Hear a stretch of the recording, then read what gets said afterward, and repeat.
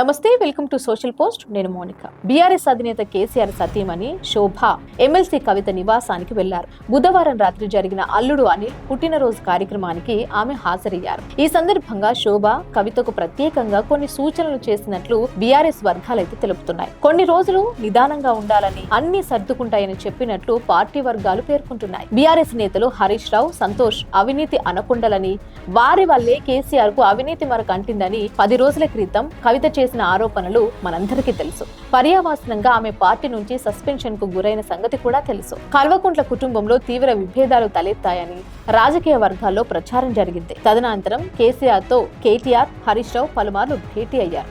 ఈ నేపథ్యంలో కవిత నివాసానికి ఆమె తల్లి వెళ్లడం ఆసక్తిని రేపుతోంది. ఈ నెల 5న జరిగిన కవిత కుమారుడి బర్త్డే కార్యక్రమానికి శోభ హాజరు కాలేదని బీఆర్ఎస్ వర్గాలు తెలిపాయి. కవిత కుమారుడి బర్త్డే సందర్భంగా ఇంట్లో సత్యనారాయణ స్వామి వ్రతం చేసుకుంటారు. ఈ కార్యక్రమానికి శోభతో పాటు కుటుంబ సభ్యులంతా హాజరవుతారు. అయితే ఈసారి అలా జరగలేదు. పార్టీ వ్యతిరేక చర్యలకు పాల్పడుతున్నారని పేర్కొంటూ ఈ నెల 2న కవితను బీఆర్ఎస్ అధినేత కేసీఆర్ పార్టీ నుంచి సస్పెండ్ చేశారు. దీంతో తన కుమారుడి బర్త్డే కార్యక్రమానికి రావాలని కవిత ఆహ్వానించినా కూడా ఆమె తల్లి రాలేదు. అయితే కొత్త బట్టలు, పూజా సామాగ్రి పంపించారని పార్టీ వర్గాలు తెలుపుతున్నాయి.